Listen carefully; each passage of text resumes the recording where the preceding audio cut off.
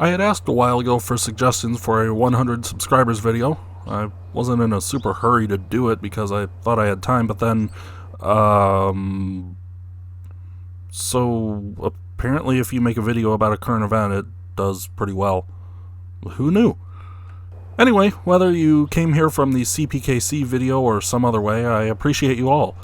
I've mentioned this before, but I started this channel for something to do in my free time, so to see it grow is pretty cool. However, that still brings me to the question of what to do for 100 subs, even though chances are by the time this actually comes out I may be closer to 200.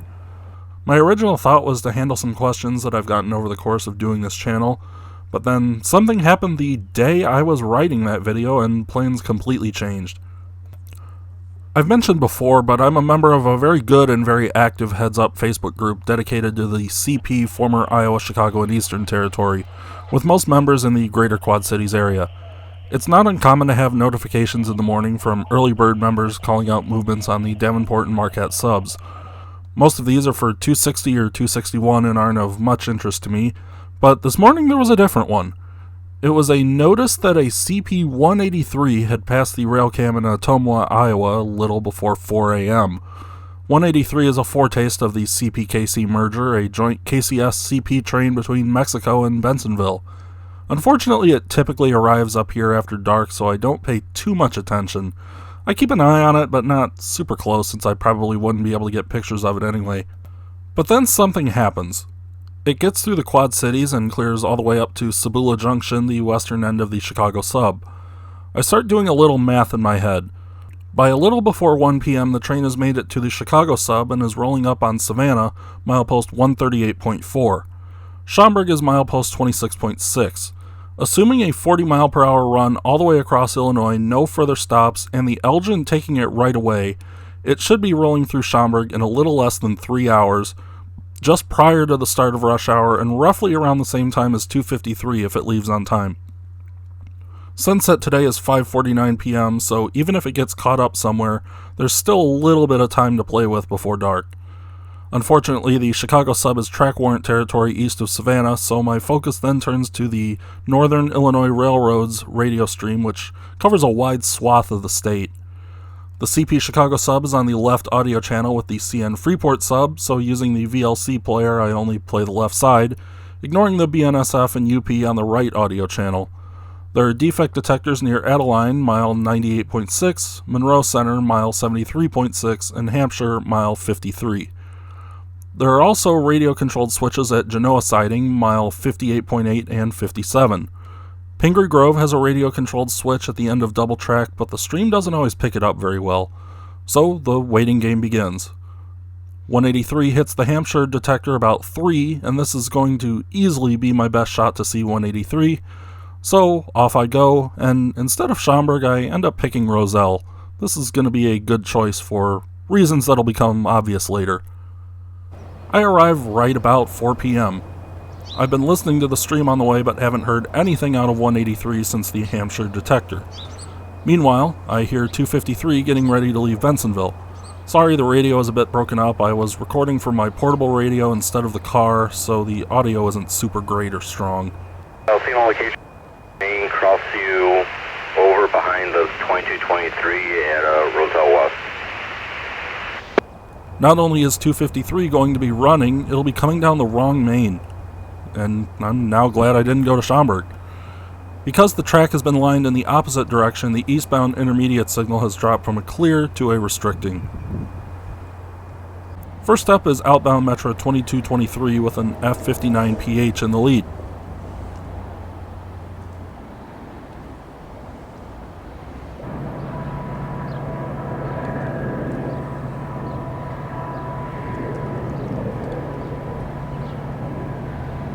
Milwaukee West train number 2223 to Big Timber is now arriving.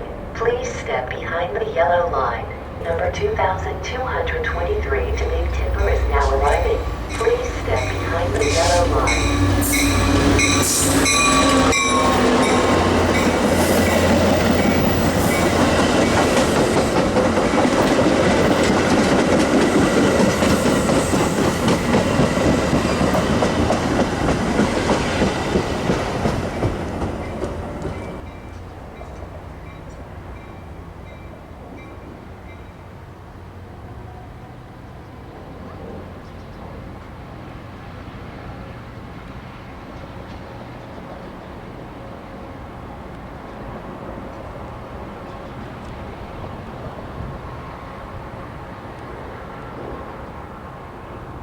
After a bit of a wait and in rapidly diminishing light, Roselle West is a diverging approach. And here comes 253, taking that signal and crossing over to Main 1.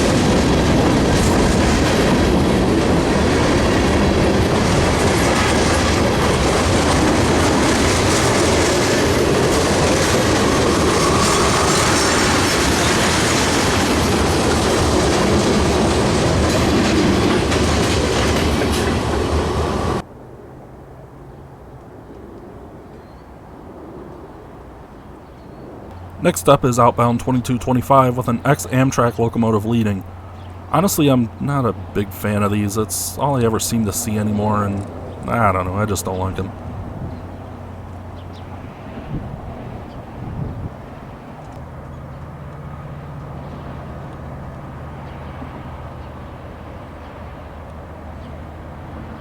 Milwaukee West train number 2225 to Big Timber is now arriving. Please step behind the yellow line. Milwaukee West train number 2225 to Big Timber is now arriving.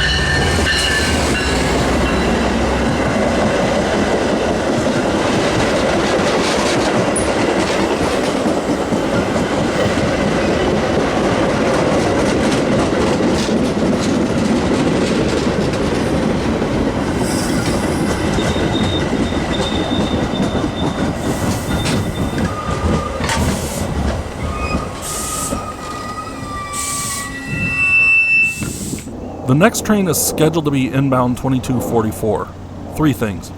First, the light is getting worse and worse by the minute. Second, I'm looking directly into the sun now, so this video is going to be, well, probably not great. So I'm going to attempt to make this video as usable as possible, but it may be pretty dark. Third, I think they ran 183 onto the Elgin Sub behind 2244, but I don't know this for sure. I never heard 183 clear its Chicago Sub warrants, but the radio I was using can only monitor one channel at a time, so I probably just didn't get it. So I just take a gamble that it'll be here soon. Either way, here came 2244.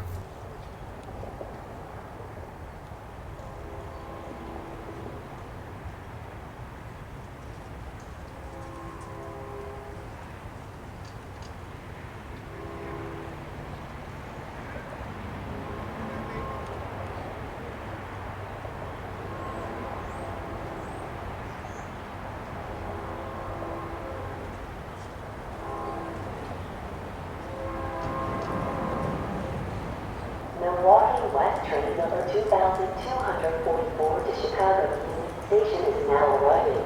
Please step behind the yellow line. Or to Chicago Union Station is now arriving. Please step behind the yellow line.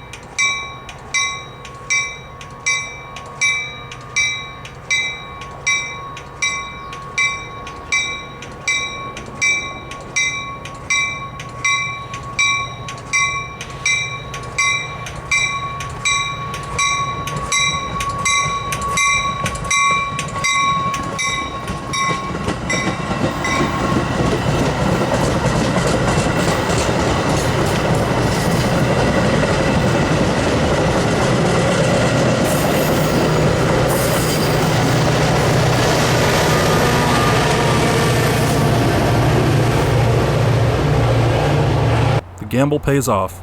Barely 5 minutes and only about one signal block behind 2244 is CP183. The signal to the east is an approach, so it's running about 25 or 30 miles per hour, trying to pace the Metra.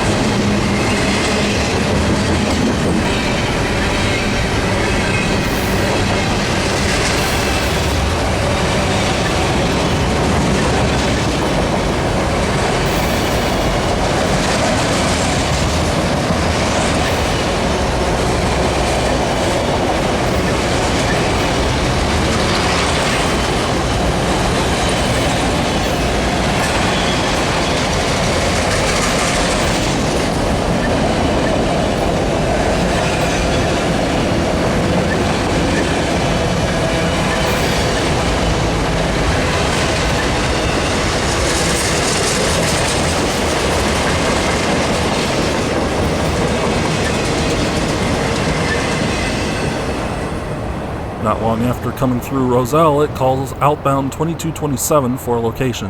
The rulebook prohibits freight trains from passing a metro train stop to pick up passengers, so meets have to be carefully planned. CP eastbound freight call, Metro 2227. Alright, we're coming into Itasca, okay for Itasca, looking for you at Wooddale there. Yeah, we're going to take Itasca, we'll look for you at Wooddale. I could wait for 2227, but I had already gotten what I came for and more, and I went home happy with 5 trains in about a half hour. I've long wanted to do a video documenting rush hour on this line, and I still want to do that. I never dreamed things would be so busy in such a short amount of time on this day though, and normally they wouldn't be. If 253 had left on time, it would be long gone by the time I even got there, so that was a nice bonus, and to get it on the wrong main was even better. Thank you again for 100 subscribers, or however many this channel has by the time this actually goes live. This channel has been so much fun to do, and hopefully you all enjoy it too. You can follow me on Instagram and read the blog. Links are in the video description. Until next time, thank you for watching and subscribing to the Northeastern Illinois Railfan YouTube channel.